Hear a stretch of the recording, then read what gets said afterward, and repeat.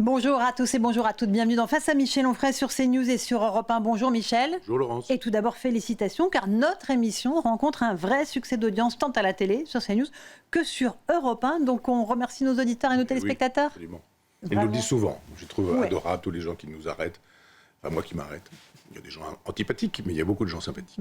Et qui nous écoutent Oui, et nous absolument. regardent Oui, en même temps. oui, oui. Alors on va commencer cette émission, mon cher Michel, en évoquant la situation internationale, beaucoup de dossiers brûlants évidemment. Peut-être en commençant par les grandes manœuvres au Groenland. Les Européens, dont les Français et les Allemands, ont décidé conjointement de mener plusieurs missions militaires sur ces terres glacées pour soutenir le Danemark face aux velléités américaines d'annexion. Que pèse l'Union européenne face à Donald Trump? Ce dernier affirme notamment avoir un besoin vital de ce territoire pour sa stratégie de défense antimissile du sol américain. Toujours la colère des paysans, ils ont manifesté à Paris et dans toute la France, furieux, désespérés de ne pas être entendus. Certains ont été reçus à l'Assemblée nationale, mais pas d'autres. Le Premier ministre, Sébastien Lecornu, leur promet une loi d'urgence qui ne les satisfait pas. Pendant ce temps, le traité de libre-échange du Mercosur sera signé dans les prochaines heures par la Commission européenne de Bruxelles. On parlera aussi, mon cher Michel Onfray, des raisons de la dénatalité en France. Pour la première fois, le solde des naissances est inférieur au solde des décès. Seule l'immigration nous permet d'avoir un solde positif. Quelles sont les raisons, selon vous, Michel, qui poussent les Français à ne plus faire d'enfants, en tout cas à moins en faire? Là encore, j'ai hâte de vous entendre. Et puis le point philo, vous nous proposez le texte de Platon, La République, le classique des classiques de la philosophie. Mais alors, pour vous, c'est le livre fondateur du communisme. Vous allez nous expliquer pourquoi, mon cher Michel Onfray. Allez, on commence avec nos amis d'Europe 1 et de CNews, peut-être par le Groenland, parce que ce territoire glacé, dans lequel vivent, je crois, 56 000 personnes, est au cœur de toutes les attentions, notamment pour l'Europe. L'Union européenne, un conseil de défense a été réuni cette semaine par Emmanuel Macron pour évoquer la volonté de Donald Trump d'annexer, coûte que coûte, le Groenland. C'est un enjeu stratégique, vital pour lui, dit-il. Écoutons le président américain et je vous passe la parole. Si nous ne prenons pas le Groenland, la Russie ou la Chine le fera. Et je ne laisserai pas cela arriver. Nous parlons d'acquérir, pas de louer, pas d'avoir à court terme. Nous parlons d'acquisition. Je pourrais envoyer beaucoup de soldats là-bas dès maintenant si je le voulais, mais il faut plus que cela. Il faut en être propriétaire. Il faut vraiment en avoir le titre, comme on dit en immobilier. Il y a cette position américaine, et puis on parlera aussi de la position de l'Union européenne, parce qu'il se trouve que les habitants du Groenland ont un passeport danois, donc européen. Là, il dit « j'en ai besoin pour des enjeux de souveraineté nationale ». Qu'est-ce que ça évoque pour vous, Michel? Un mensonge. C'est évidemment un mensonge. C'est pas de la souveraineté. Enfin, il dit que ça peut lui permettre de protéger son sol américain. Oui, oui. Enfin, d'une certaine manière, oui. Je vais vous expliquer pourquoi. C'est-à-dire que c'est comme avec le pétrole de Maduro. Hein. On fait l'éloge de belles idées. C'est comme avec le 6 juin 1944. On aimait tellement la liberté qu'on est venu en Normandie débarquer. C'était juste parce que les Américains voulaient faire la guerre à Hitler sur le territoire européen, puisque Hitler leur avait déclaré la guerre, et qu'il n'était pas question pour eux de se prendre les bombes atomiques que préparait Hitler, et avec les avions à réaction qu'Hitler avait déjà à cette époque-là. Donc il faut arrêter. Il n'y a pas de morale chez les Américains. C'est-à-dire que quand il dit... il y a des intérêts. Il n'y a que des intérêts. Il n'y a que des intérêts. Ici, le pétrole, là, les métaux rares.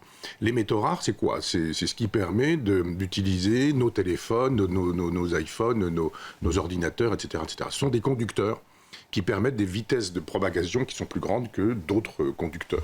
Et si vous gagnez des millisecondes, c'est extrêmement important quand vous envoyez une bombe atomique, parce que si votre bombe atomique arrive avant celle du voisin, évidemment, c'est lui qui est mort et c'est pas vous. En même temps, tout le monde meurt si les bombes atomiques partent dans tous les sens. Oui, enfin, il y a des possibilités. Enfin, c'est une espèce de guerre des étoiles. Tout ça se passe en l'air, et si vous explosez ceux qui veulent vous exploser, c'est vous qui avez gagné, sinon vous avez perdu.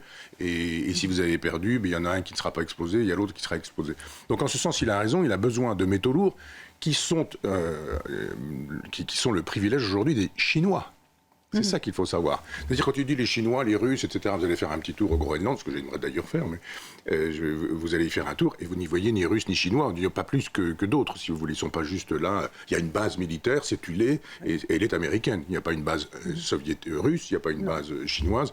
Donc ce qu'il veut, ce sont les métaux lourds. Il y a des navires qui oui, c'est ça, qui viennent, il y a des sous-marins, il y a effectivement tout ça. Donc il dit, en gros, notre guerre, c'est la Chine. Et la Chine a aujourd'hui les moyens de nous avoir parce qu'elle maîtrise les supraconducteurs et avec les métaux rares qui sont là-bas. Donc la souveraineté, elle est là. D'accord. C'est-à-dire, la souveraineté, c'est le sous-sol. J'ai besoin... Il parle quand même de sa stratégie militaire. Pardon, Michel, il veut faire un dôme d'or, non pas un dôme de fer comme en Israël, un dôme d'or. Et il dit qu'il pourrait arrêter les missiles antiaériens depuis le Groenland plutôt que d'attendre qu'ils arrivent sur le territoire américain. J'ose espérer que c'est déjà fait et que c'est déjà prêt. Enfin, moi, je suis allé plusieurs fois en Israël et on m'a fait voir comment fonctionnait le fameux dôme de fer. Je pense qu'il s'en inspire, sauf que lui, ça peut pas être du fer, c'est obligatoirement de l'or. Il le connaît que l'or. Et il y a à peu près que ça qui l'intéresse dans la vie. Mais j'ose espérer qu'avant lui, il y a eu des stratèges qui ont songé à ces choses-là et qu'on n'a pas attendu Donald Trump pour avoir ce genre de propositions militaires. Donc pour vous, c'est les minerais, c'est les métaux précieux. Oui, bien sûr. Mais moi, je veux pas avoir le triomphe facile. Me dire, ça fait 30 ans que je parle de l'impérialisme. Ça fait 30 ans que derrière Huntington, je fais savoir qu'il y a des conflits d'intérêts entre des blocs civilisationnels qui sont des blocs culturels, qui sont aussi des blocs religieux. Ça fait 30 ans que je fais savoir que nous avons perdu notre souveraineté. Ça fait 30 ans que je fais savoir que l'OTAN n'est pas possible, n'est pas pensable.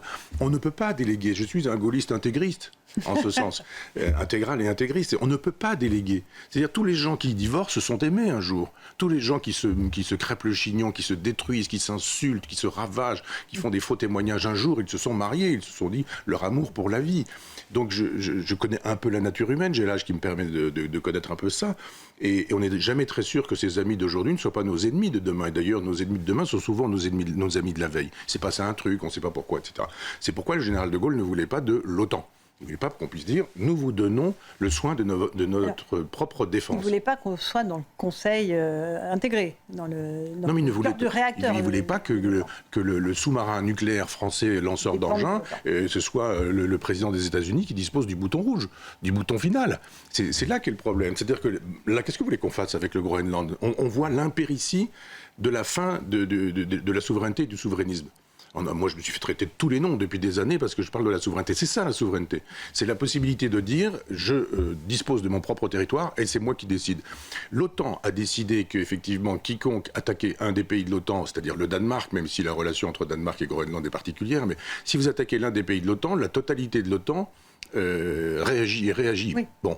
Et là, qui attaque l'un des membres de l'OTAN ? Un membre de l'OTAN. Moi, je pense, quand on a fait un tout petit peu de philo, on sait que la nature humaine étant ce qu'elle est, nos amis de l'OTAN, qui sont nos amis d'aujourd'hui, peuvent devenir nos ennemis le lendemain. Il suffit juste que le président de la République devienne ce fou qui est Trump. Donc c'est l'impéritie de ces gens qui ont craché sur le souverainisme. Il n'y a pas d'armée européenne, il n'y a pas de possibilité de répondre. Et puis de toute façon, s'il arrive avec un cargo ou deux rempli de 300 personnes qui ont l'intention de s'installer, même pas militairement, qu'est-ce qui se passe ? Les Européens ont déployé des soldats au Groenland. Oui. La France a envoyé quelques dizaines de soldats. On va tirer sur des soldats américains ? Non, juste pour faire acte de présence, on va envoyer un consulat, juste pour montrer qu'on n'est pas inerte, les bras ballants, face à Donald Trump. Juste pour montrer que des équipes de télévision vont arriver et on va voir des soldats équipés avec des trucs de Robocop, etc. Et on va les chasseurs alpins, alors, soyez attention. Moi, j'aime beaucoup les chasseurs alpins.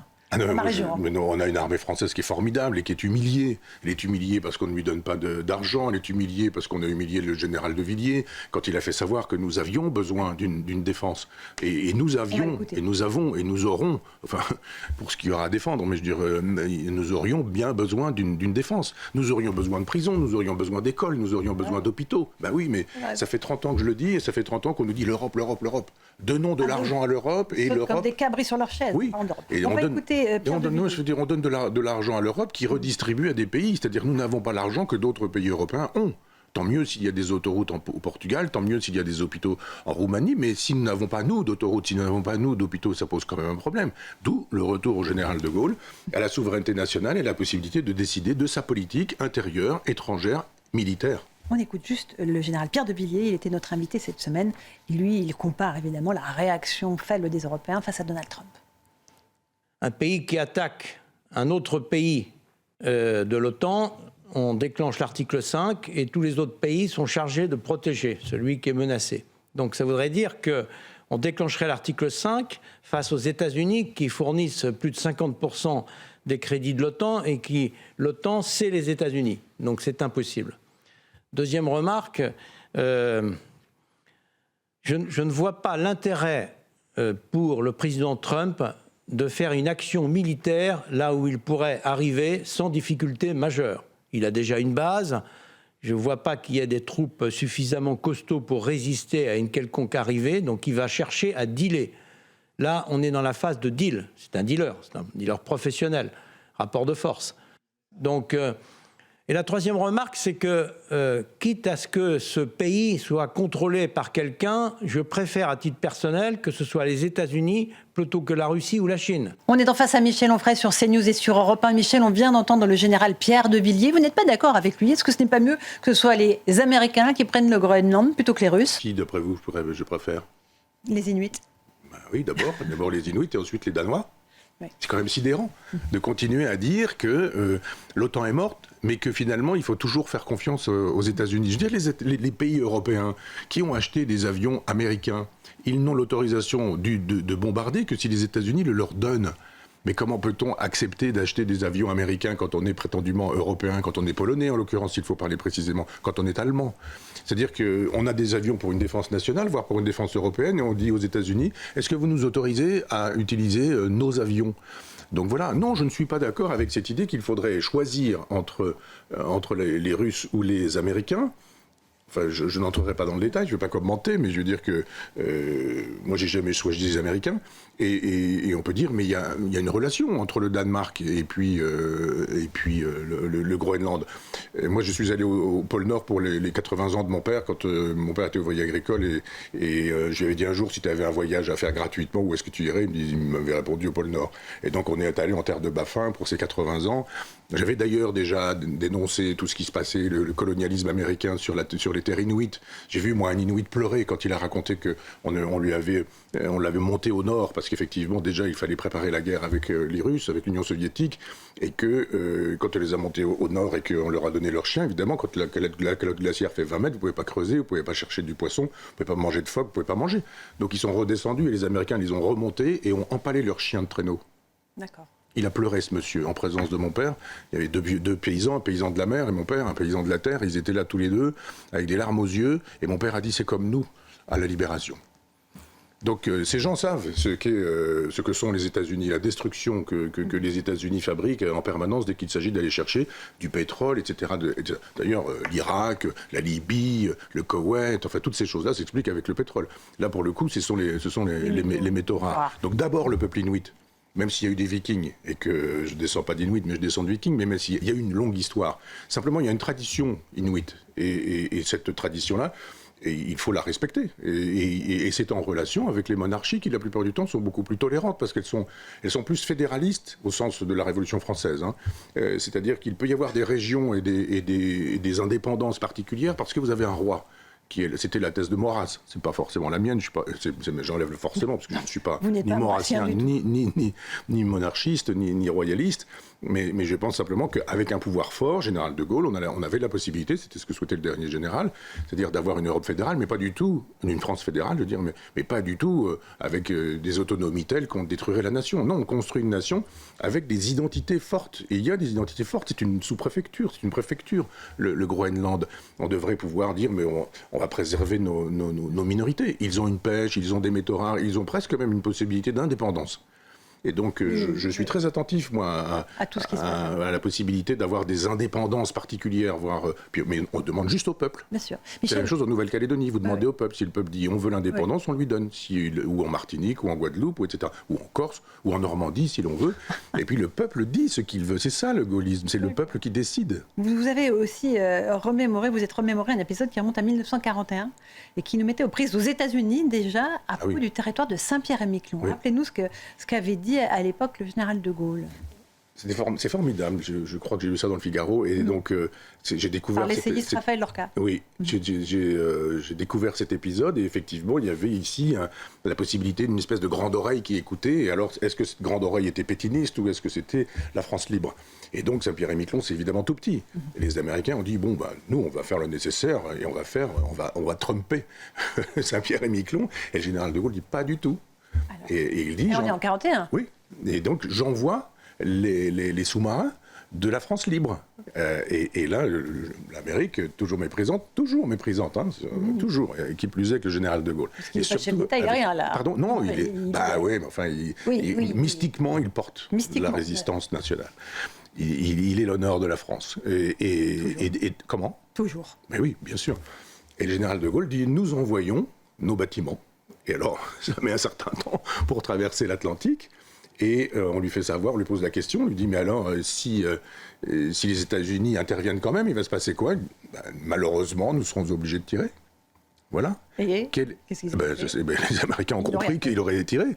Si le général de Gaulle dit nous allons tirer, c'est le général de Gaulle. Si Macron dit nous allons tirer, tout le monde tout le monde rigole absolument en disant allez oui d'accord, tu vas tirer sans tirer, tout en tirant. Demain tu vas dire qu'on ne va plus tirer, mais que finalement on aurait dû tirer si on avait pu tirer, mais qu'on n'a pas pu, etc. Bon, c'est Macron et les autres. Hein, Macron et ça commence La grande faiblesse des Européens explique aussi pourquoi Trump avance ses pions ainsi. Mais c'est une grande faiblesse européenne, alors que nous avons détruit la France. Tous ces gens qui râlaient contre le souverainisme, c'était détruisons la France pour faire une Europe puissance. On a détruit la France et il n'y a pas d'Europe puissance. Nous regardons passer les trains. Et nous sommes ridicules. C'est-à-dire que ces gens-là ont ridiculisé la France et ils ont aussi ridiculisé l'Europe.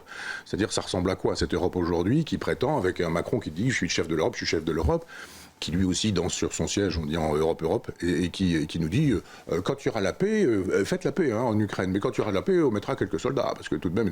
Quelques milliers. Oui, mais c'est ridicule. C'est exactement la même chose que le spectacle que nous donnons avec notre propre impuissance, notre incapacité à défendre, que ce soit une Europe maastrichtienne ou pas maastrichtienne. Pour le coup, je serais assez d'accord pour défendre cette Europe-là, c'est de défendre la civilisation. Mais je rappelle que là aussi, le général de Gaulle, l'Europe de l'Atlantique à l'Oural. Et on pourrait presque même imaginer aujourd'hui une Europe de l'Atlantique à Téhéran. On pourrait très bien imaginer qu'un Iran libéré des Mollahs, la Grande Perse, qui a eu un empire de 2500 ans. Je rappelle que quand même, quand les Mollahs arrivent en 79, ils détruisent un empire qui a 2500 ans. Le Shah avait fait des célébrations extrêmement fastueuses des 2500 ans de l'empire perse. Et il y a une grande intelligence du peuple perse, il y a une grande intelligence des Iraniens qui est complètement contrainte depuis 1979, depuis que les Mollahs sont au pouvoir.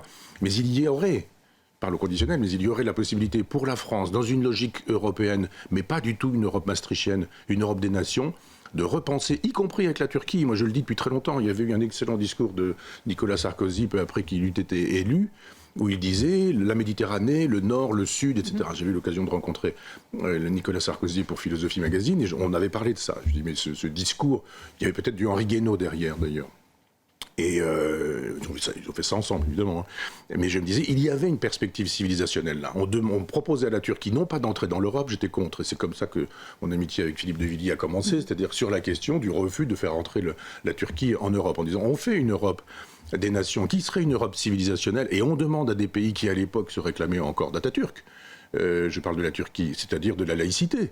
Et on a laissé passer le coche, comme on a laissé passer le coche d'un Poutine qui était pro-européen à l'époque. On s'est trompé sur Poutine, on voit ce que ça donne aujourd'hui. On s'est trompé sur Erdogan, on voit ce que ça donne aujourd'hui. On se trompe surtout, tout le temps, depuis qu'on est obsédé par cette Europe maastrichtienne. On aurait demandé à la Turquie d'être la tête de pont des pays musulmans en disant vous allez gérer ça, le sud de la Méditerranée, c'est vous êtes au nord, mais vous allez le gérer et on va gérer ça ensemble. C'est-à-dire vous êtes éventuellement le patron de cette histoire. Et il y avait beaucoup à gérer, le Maghreb, etc. Il fallait une vision sur ce sujet-là, une vision civilisationnelle. Nous ne l'avons pas depuis la mort du général de Gaulle. Il n'y a pas eu avec Pompidou non plus.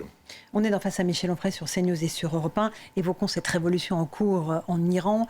On n'est plus sur une révolte, on est sur une révolution, une répression sanglante. Comment commence et se terminent les révolutions, Michel ? Alors comment commence-t-elle et comment se termine-t-elle ? C'est toujours très intéressant, moi qui ai beaucoup lu, parce que je trouve que c'est une période qui nous a fabriqués, mais sur la Révolution française, comment ça se passe ? Et il y a peu de gens qui, je pense aux théoriciens, qui, quand ils écrivent des histoires de la Révolution française, démarrent très en amont. C'est le cas de Taine, qui fait un livre qui s'appelle d'ailleurs pas Histoire de la Révolution française, mais les origines de la France contemporaine. Et il montre ce qui se passe avant, très en amont. Pourquoi un jour ça prend feu ? Il explique pourquoi on répand de la poudre et pourquoi un jour, s'il y a une étincelle, ça se met à exploser. Et donc, c'est assez facile aujourd'hui de voir qui a répandu la poudre et comment. Je ne vais pas y revenir sans cesse, mais la fin de la souveraineté nationale, la disparition de la France, la dilution de la France, et plutôt la haine de soi de la France aussi, enfin toutes ces choses-là. Et puis vous avez, à un moment donné, quelqu'un qui passe par là et qui dit « Ah, mais ça m'intéresse ces gens qui sont dans la rue. » Souvenez-vous, les Gilets jaunes, formidable. Moi, j'ai écrit un livre qui s'appelle « Grandeur du petit peuple » et je ne renie pas ce livre et mon affection pour les Gilets jaunes parce que d'un seul coup, sur les ronds-points, ils disent « On n'en peut plus. Ils n'ont pas dit, mais nous avons lu Rousseau et le contrat social, ceci, ou nous pensons que Montesquieu a raison sur la séparation des pouvoirs. Non, ce sont des gens qui disent, on est en novembre, on va avoir du mal pour acheter des jouets à nos enfants, à Noël, bientôt. On va être obligé de demander à nos parents, et on travaille. On ne va pas pouvoir faire le plein d'essence parce que c'est pas possible. On ne peut pas changer notre vieille voiture diesel parce que les hybrides, ça va bien, mais si vous êtes infirmière libérale dans le fin fond du Cantal, ça ne peut pas marcher. Et les gens, ils se mettent sur les ronds-points et d'un seul coup, il se passe quelque chose. On voit comment ça commence. Comment ça se termine? C'est la question de l'incarnation qui se pose. C'est-à-dire, quand les gilets jaunes ont dit on ne veut personne, c'est tous des pourris, c'est tous des vendus, c'est tous des salauds. Nous, pas totalement tort. Mais ils auraient pu, eux, faire surgir une figure en disant « et nous allons fédérer ». Et ce qui nous réunit est plus important que ce qui nous sépare. Donc, Robespierre fait ça pour la Révolution française. Les Jacobins, mais ensuite Robespierre, on connaît l'histoire. Il n'y a pas eu ça avec les Gilets jaunes, il y a juste eu un Mélenchon, CGT, tout ça, qui a dit « captez-moi tout ça ». Ils les ont insultés tout au départ, puis 3 semaines après, quand ils ont vu que ça coagulait, ils ont dit « on va s'en servir, venez ici camarades, vous avez des mégaphones, on vous explique à faire des banderoles, etc. » Montez à Paris, et c'était fini pour les Gilets jaunes. Là, on voit qu'il se passe quelque chose de terrible en Iran, c'est-à-dire que quand on voit des images de gens qui risquent de se faire rafaler, là, c'est pas en descendant dans la rue, alors que c'est interdit, c'est le Covid, vous n'avez pas le droit de sortir, mais vous sortez quand même, et vous avez Castaner, le ministre, qui dit « moi, je suis prêt à mettre un genou à terre quand vous êtes en train de transgresser la loi ». C'est pas ça, hein, l'Iran. Là, c'est vraiment, vous sortez, et on vous rafale, on vous rafale, on vous rafale, on vous rafale, et il y a 1, 2, 100, 1000, 10 000, etc., morts. Ces gens sont d'un courage extraordinaire, et on retrouve le grand peuple perse. Mais qu'est-ce qui va se passer après? Qui? Que veut Trump? C'est surtout ça. C'est-à-dire que Trump, il ne veut pas en finir avec Maduro. Il dit, je veux en finir avec quelqu'un qui ne veut pas gérer avec moi. Si le numéro 2 de Maduro veut gérer avec moi, on gère ensemble. Et là, si vous avez la fin de cet ayatollah, mais que vous en trouvez un deuxième un peu cool, et qui dit, mais moi je veux bien, on arrête tout ça. Et je me calme sur la haine des États-Unis, je me calme sur la haine d'Israël, mais on garde le pouvoir. Il y a une grosse mafia là-bas. Ça fait 50 ans que ces gens qui ne parlent que de Dieu ne pensent qu'au fric. Ils ont des appartements partout, ils ont des appartements à Paris, et quand ils arrivent ici, ils enlèvent le turban, ils mettent le jean et puis ils vivent à l'occidental. Et donc il faut en finir avec cette mafia et rendre possible une suite. Alors le fils du Shah, Reza Pahlavi, lui dit moi je viens juste pour la transition. Pour la transition démocratique, voilà. C'est bien. Quelqu'un qui donne le projet, qui donne le programme et qui dit je viens pour la transition. La transition, c'est la démocratie. C'est juste de dire après on fait des élections, le peuple souverain, comme chez les Inuits. Le peuple souverain, qui d'ailleurs ont une grande tradition communaliste et libertaire, le peuple est souverain et vous votez. Et si vous voulez remettre des mollahs au pouvoir, vous remettez des mollahs au pouvoir et vous allez choisir vos mollahs. Mais si vous voulez des démocrates, si vous voulez des marxistes, si vous voulez je ne sais quoi, eh bien vous votez. C'est une chance pour le peuple, mais qui n'a pas forcément iranien, qui n'a pas forcément envie de remettre le fils du Shah, dont on se souvient de la Savak, sa fameuse police politique, pour les gens qui sont les moins cultivés, pour les gens qui sont les plus à même de croire à l'idéologie qu'on leur met dans la tête. C'était passionnant. On fait une petite pause. On se retrouve dans un instant, mon cher Michel Onfray. On évoquera la question des paysans. Ils sont toujours très en colère. Et puis, il y a de natalité. Nous ne faisons plus d'enfants. Mais pourquoi donc On en parle dans un instant dans Face à Michel Onfray. À tout de suite. On se retrouve pour la seconde partie de Face à Michel Onfray sur CNews et sur Europe 1. Michel, toujours la colère des paysans. À Paris, plusieurs actions ont été menées cette semaine devant l'Arc de Triomphe, à l'Assemblée nationale. Une intrusion a même été menée par la Confédération paysanne dans une annexe du ministère de l'Agriculture. On va écouter Arnaud Rousseau, le patron de la FNSEA, le principal syndicat, qui a été reçu à l'Assemblée nationale. L'objectif, c'est ce qui se passe derrière nous. C'est d'abord d'obtenir un budget pour apporter des réponses, même si, encore une fois, les montants annoncés ne sont pas à la hauteur. Et j'ai eu l'occasion de le dire et je veux le redire devant vous. La situation ne pourra être résolue pour ce que nous demandons depuis plus de 2 ans, c'est-à-dire un changement de logiciel qui valorise la production, qui valorise ceux qui se lèvent tôt, qui entreprennent, qui acceptent de prendre des risques. Ce changement de logiciel, ce sera la présidentielle dans un peu plus d'1 an. Arnaud Rousseau, principal syndicat. Il y a d'autres syndicats, la coordination rurale, qui est plutôt marquée à droite, la Confédération paysanne à gauche. Est-ce qu'il y a une vraie convergence des demandes de ces syndicats ou est-ce qu'ils sont sur des axes différents selon vous, Michel ? Moi, d'abord, la coordination rurale, l'idée de dire droite, extrême droite, etc., c'est un élément de langage. J'ai fait un livre avec Véronique Le Floch, je suis allé à leur Assemblée Générale Nationale, j'ai pas vu des gens de droite ou d'extrême droite.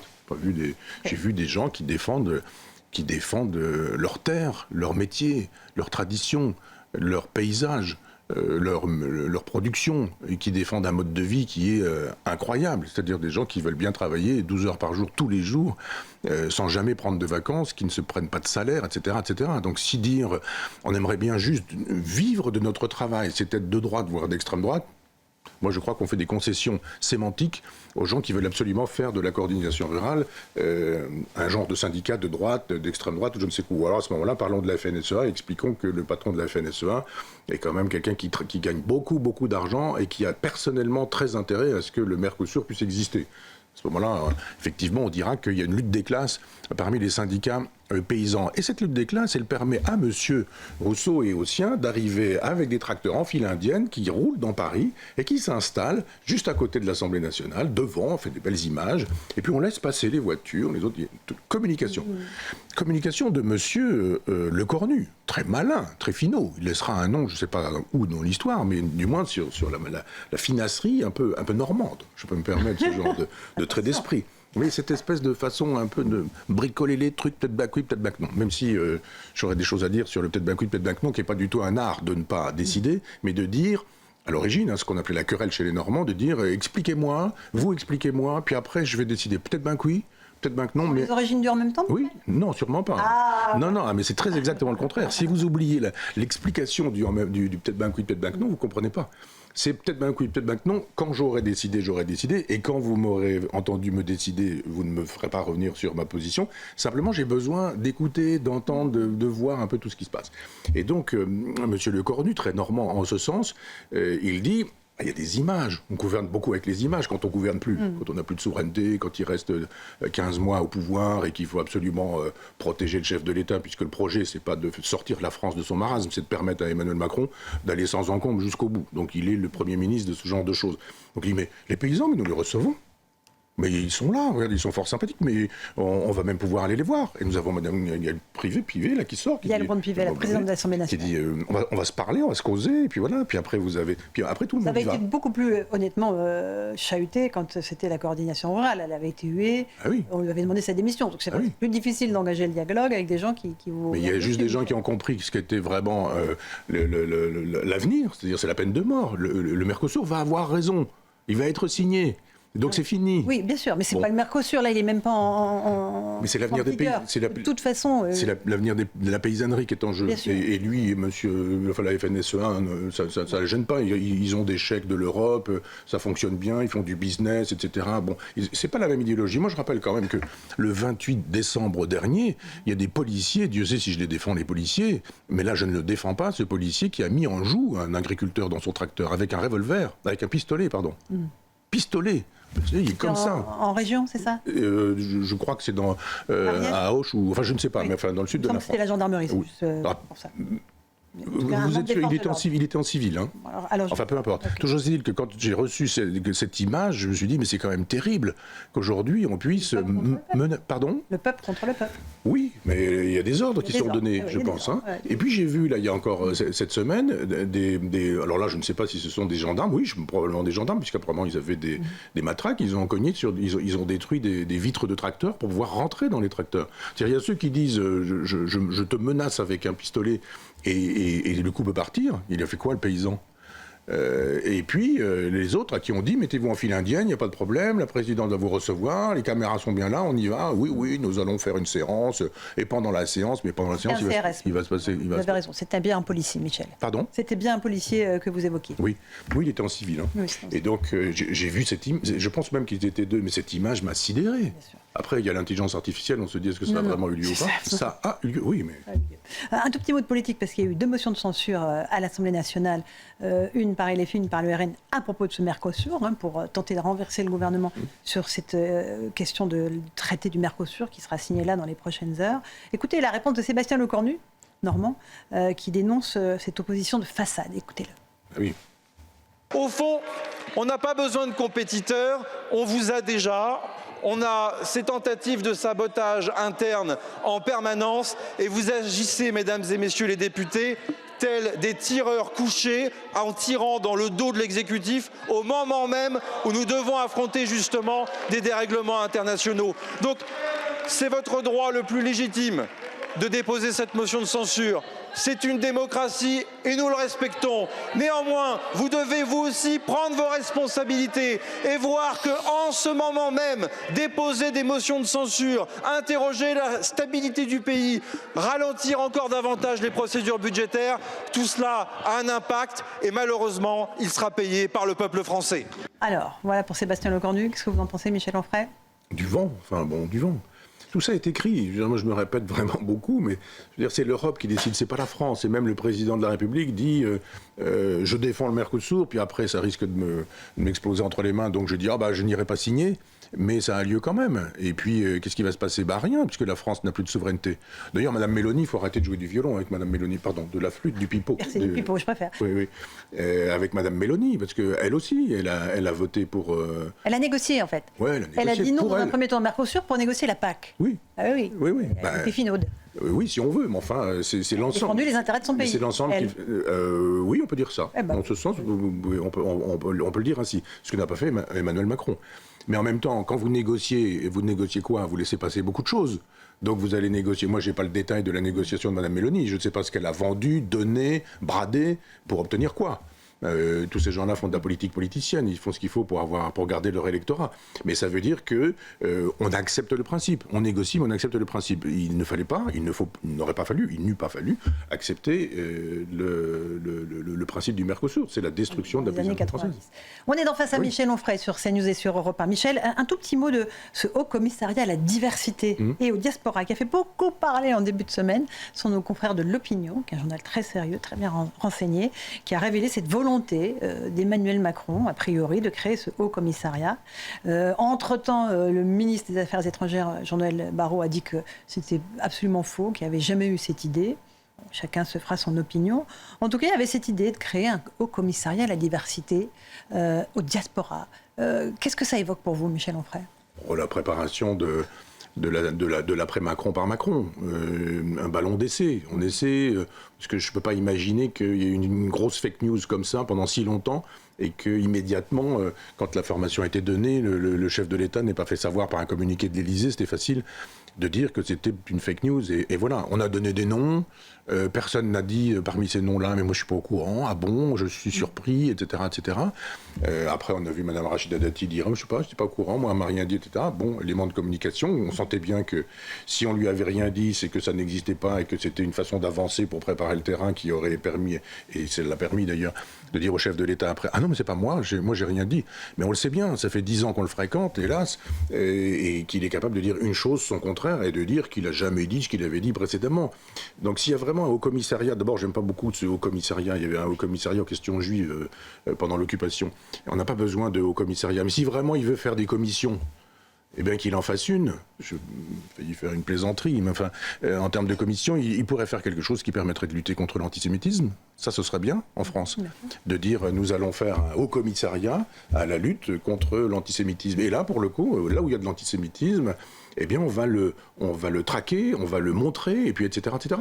Et quand vous aurez des gens qui diront que, par exemple, il y a un génocide en Israël, et que le Hamas, par exemple, est présenté comme un mouvement de libération dans un manuel scolaire qui a été imprimé par Hachette, et distribué, vendu, etc., etc., qu'on commence par dire, plutôt que d'embêter les gens qui, sur les plateaux de CNews, n'ont pas utilisé la bonne formule et le bon mot, et de dire, allez hop, tribunal, il y a une espèce de djihad aujourd'hui juridique qui fait que tout le monde a peur d'utiliser un mot pour dire la vérité, et bien qu'on ait vraiment un haut commissariat qui nous dise allez, on va mettre le paquet sur la question de l'antisémitisme. Il n'est pas question que la France triomphe comme le pays de l'antisémitisme, ou comme le fait que nos compatriotes juifs aient envie de partir, de faire leur alia, c'est-à-dire de quitter la France pour aller dans un pays en guerre, disons-le comme ça.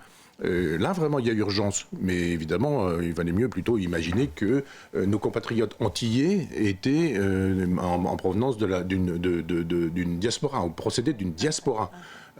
On se dit, ah bon, les Antillais ne sont pas français. Ouais. Allez, on parle un tout petit peu de natalité, le temps file, il faut qu'on fasse le point philo. Les Français font de moins en moins d'enfants. Le solde, pour la première fois, le solde des naissances est inférieur à celui des décès.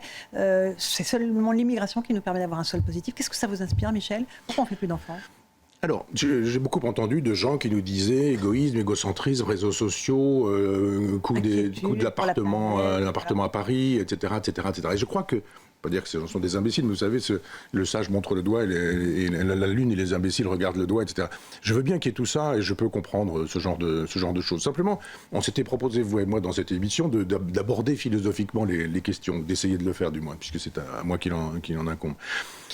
Je pense que les écologistes font beaucoup de mal à la nature et à la planète, parce qu'ils ne savent pas comment ils fonctionnent. Oui, parce que pour eux, c'était jadis le pot catalytique. On n'en parle plus, du pot catalytique. C'était une obsession à une époque. Trou de la couche d'ozone, on ne parle plus du trou de la couche d'ozone. C'est résorbé. Oui, c'est ça. Mais ils ont une lecture rurale. Urbaine de l'écologie. Ils font de l'obsession sur la côte de bœuf ou sur le barbecue ou ce genre de choses. J'ai écrit un livre qui s'appelle Cosmos et qui essaie de voir comment fonctionne la nature, vraiment l'ensemble de la planète. Il y a ce qu'on appelle, c'est un gros mot, une homéostasie. Quand on faisait de la philo en classe terminale, on avait un médecin qui s'appelait Claude Bernard, qui était l'inventeur de la médecine expérimentale, et qui avait écrit justement un livre qui s'appelait Introduction à la médecine expérimentale, et qui a inventé la notion d'homéostasie. Je vais la définir. Le mot n'est pas de lui, de quelqu'un qui s'appelle Cannon. Mais l'homéostasie, c'est ce qui fait, et les gens comprendront assez rapidement, parce qu'on a eu froid il y a quelques temps, quand vous êtes chez vous et qu'il fait 20 degrés, 18, politiquement correct, je crois c'est 18, et que vous sortez et qu'il fait moins 5, eh bien, il va se passer quelque chose qui fait que quand vous allez sortir, votre corps va faire le nécessaire pour que vous puissiez vous adapter à cet écart de température. Ça s'appelle l'homéostasie. C'est un système neurovégétatif qui, dans le corps, fait que vous avez des informations qui vous sont données. Là, on dit, hop, il faut respirer plus ceci, il faut respirer moins cela. Le cœur doit battre plus, le cœur doit battre moins. Il faut balancer tel type de substance ou d'hormones dans le corps, etc., etc. C'est ce qui fait qu'il y a une régulation de l'être pour qu'il puisse exister. Il y a une régulation de la planète. Donc. Et cette régulation de la planète, elle fait que nous, par exemple, quand on nous dit « Ah, la natalité tombe, le taux de natalité tombe en France », non, il tombe partout dans le monde. Sauf dans quelques endroits qui sont comme par hasard, ce sont des hypothèses que j'émets en votre présence et pour nos auditeurs et nos téléspectateurs, dans les pays où l'homme est né, dans la corne est de l'Afrique, Tanzanie, Éthiopie, etc., y compris Yémen et autres endroits, où vous avez là un taux de natalité extraordinaire, très en expansion, mais partout ça tombe. Ça tombe en Chine, ça tombe au Japon, c'est une catastrophe pour le Japon. Ça tombe évidemment en France, mais c'est pas parce que le prix du loyer est trop cher à Paris que nous ne faisons plus d'enfants. Donc il y a une homéostasie, c'est-à-dire que la nature estime que nous avons probablement fait trop d'humains sur la planète. 8 milliards et demi. Dans un siècle, on va vers 10 milliards. La planète n'en peut plus. Et la planète, elle réagit, elle interagit. C'est-à-dire qu'elle est capable, la planète, de réguler. Vous avez des poissons, par exemple, qui sont mâles, puis qui deviennent femelles si on manque de mâles, si on manque de femelles, ou je ne sais quoi, parce que la nature s'adapte. Il y a aujourd'hui un processus qui fait que notre taux de fécondité s'effondre. Oui, il y a les perturbateurs endocriniens, c'est vrai, c'est une catastrophe, les perturbateurs endocriniens. On en avale tout le temps, quoi qu'on fasse, quoi qu'on dise. Je touche cette table, je mets ma main à mon visage et il y a des particules qui se sont détachées, etc., etc. Mais pourquoi y a-t-il un taux d'infécondité si grand ? Pourquoi y a-t-il un taux de stérilité si grand ? Et pourquoi y a-t-il aussi une espèce de désir personnel, car nous ne sommes pas aussi libres que nous le croyons, nous sommes beaucoup déterminés par la nature, qui nous fait ne pas passer à l'acte ? Parce qu'on entend que des gens disent « oui, j'aimerais bien avoir des enfants, mais non ». Alors après, on trouve des exemples. C'est trop cher, on ne gagne pas assez, il faudrait s'endetter, il faudrait déménager, etc., etc. Je pense que la planète est en train de faire savoir qu'elle en a assez. C'est point de vue démographique. Une régulation. Oui, c'est une régulation intrinsèque de la planète qui estime qu'elle n'en peut plus. 10 milliards, ça ne va pas être possible. Et on commence à ne plus faire d'enfants. Et si on détend un peu la démographie planétaire, eh bien, la planète survit. Oui, on n'a pas le temps, mais je pourrais donner des exemples extrêmement intéressants à partir des plantes, comment par exemple des impalas, on n'a pas le temps, mais je raconterai un jour cette histoire, Jean-Marie Pelt, qu'il faut lire, un monsieur que j'aimais beaucoup, qui a écrit sur les plantes des choses extraordinaires, qui était catholique et qui voyait des preuves de l'existence de Dieu dans cette fameuse homéostasie de la nature. Moi, j'y vois des preuves de l'existence de la nature, c'est déjà beaucoup. Le point philo, Michel, nos téléspectateurs et nos auditeurs nous le réclament chaque semaine, le texte de Platon. La République, bon, c'est un peu ardu ça, non, quand même ? Non, pas du tout. Classique des classiques. C'est pour vous le livre fondateur du communisme. Oui. Expliquez-nous, Michel. Oui. Alors, c'est un dialogue, et parce que Platon n'a écrit que des dialogues, donc il met en scène des personnages, machin rencontre bidule, il lui dit « Ah, comment vas-tu ? Oh, ça va très bien. Ah, mais dis donc, etc. » Ça discute. Donc c'est un dialogue dans lequel il se passe beaucoup de choses. Ça démarre avec la vieillesse, donc pas grand-chose avec notre sujet. Toujours est-il que la République est sous-titrée de la justice. C'est un dialogue qui concerne la justice. Donc Platon nous dit « Nous allons parler de justice ». Et il nous dit, voilà, il nous faut réaliser une cité idéale dans laquelle nous allons réaliser une hiérarchie trifonctionnelle. Il y a 3 fonctions. Vous savez, Dumézil avait parlé de la trifonctionnalité, c'est-à-dire les prêtres, les soldats, les producteurs. Et il dit, dans toutes les sociétés, il y a ces 3 fonctions partout. Et le Mont-Saint-Michel, d'ailleurs, est symboliquement construit comme ça. Il y aura des choses magnifiques à raconter sur le Mont-Saint-Michel et la trifonctionnalité. Mais Platon nous dit, il faut un philosophe roi. Et il faut, au sommet, à la base, il faut des producteurs, des gens qui bossent, les artisans, les commerçants, les paysans, etc. Et entre eux, une couche de soldats. C'est-à-dire que les soldats, ils sont là pour éviter que les artisans, les commerçants, le petit peuple, puissent avoir envie d'arriver au pouvoir. Le pouvoir, c'est le philosophe roi. Soit c'est un philosophe à qui on donne le pouvoir, soit c'est quelqu'un qui a le pouvoir et à qui on donne la connaissance philosophique. Et évidemment, cette lecture de la cité idéale, elle suppose une organisation communiste. Fin de la propriété. Par exemple, les enfants sont fabriqués sans que les parents sachent qui sont ces enfants. Dès que l'enfant arrive, on l'enlève à sa famille et il est éduqué à la collectivité, à la communauté. Les mariages sont organisés, on tire au sort, mais en fait les tirages au sort ont été bidonnés pour que vous puissiez avoir machin et machine pour pouvoir faire des enfants etc. Abolition de la famille, donc abolition de la propriété privée, toute propriété est collective, abolition de l'individu. Et c'est ce qui fait le communisme, comme vous voyez. C'est-à-dire l'individu n'existe que comme un rouage dans une grande machine, qui est cette fameuse machine de la République, res publica en latin, c'est-à-dire la chose publique. Vous n'avez plus le droit de penser librement, de vous exprimer librement. Platon nous fait savoir que les poètes, c'est des gens un peu dangereux et qu'il faut expulser les poètes de la cité. Alors oui, on peut faire un peu de poésie, mais on choisit les poètes, on choisit les gens qui s'occupent de cette question-là, et ça reste très CNRS, si vous voulez, c'est-à-dire une petite élite qui s'en occupera, mais pas le grand peuple. La musique, je sais qu'elle vous intéresse, c'est la même chose. Il parle de modes particuliers, des modes phrygiens, ou des modes amollissants, ou des modes excitants ou nerveux. Enfin, en gros, il faut une espèce de musique, militaire qui puisse vous mettre en jambe, et pas du tout des choses un peu langoureuses, du Bruckner ou du Mahler, par exemple. Et donc, on ne publie pas ce qu'on veut, on ne pense pas ce qu'on veut, on ne vit pas comme on veut, on n'a pas la sexualité qu'on veut, on ne possède rien, on est soumis à la dictature du roi philosophe, et au cas où nous voudrions, nous, à la base, dire peut-être que la démocratie, qui serait le pouvoir du peuple par le peuple pour le peuple, ça pourrait être possible, vous avez des soldats qui arrivent et qui disent sûrement pas. Donc c'est le schéma d'un communisme qui est philosophique à l'époque, qui va donner un Campanella quelques temps plus tard, puis qui va donner Thomas More un peu plus tard, puis qui donnera Marx, et puis qui donnera les communismes du XXe siècle. C'est-à-dire que la base, elle est là. Et on pourrait même imaginer que certains chrétiens primitifs, dans l'Église primitive, je veux dire, et penser aussi en termes avec ce communisme-là. Alors eux, c'était plutôt pas d'enfants, etc., etc. Mais enfin, voilà. Mais un moine, c'est ça. Moi, j'ai quelques amis moines, et je salue les moines de la grâce si quelques-uns nous écoutaient. Mais ils m'avaient expliqué un jour comment fonctionnait la démocratie chez eux. Et c'est extrêmement intéressant de voir comment ça fonctionne, mais c'est aussi un communisme. L'un d'entre eux me faisait voir sa montre et me disait, j'ai pas choisi ma montre. Un jour, j'ai demandé à avoir une montre, il m'a dit, voilà la montre. Même pas une montre parentale, amicale, je sais pas quoi. Donc il y a une espèce de pureté à l'endroit de la propriété ou ce genre de choses. Et il n'est pas étonnant qu'Alain Badiou, qui est le dernier philosophe maoïste contemporain, qui a 80 ans passés aujourd'hui, ait proposé une retraduction de la République de Platon. C'est bien la preuve que c'est le schéma de tout communisme qui se respecte. Et si vous avez envie de savoir ce qui se passe dans la tête d'un certain nombre d'électeurs de la France insoumise, eh bien, lisez la République de Platon. Mais c'est merveilleux. On a un beau programme pour le week-end. Absolument. C'est un peu plus qu'un week-end. Un peu plus que le week-end. Ouais, d'accord. C'est un gros livre. Vous m'avez dit que c'était facile d'accès. C'est facile à lire, mais c'est quand même un gros livre. Bon, Merci beaucoup, mon cher Michel. Moi qui vous remercie. C'était passionnant de vous entendre aujourd'hui sur CNews et sur Europe 1. À la semaine prochaine.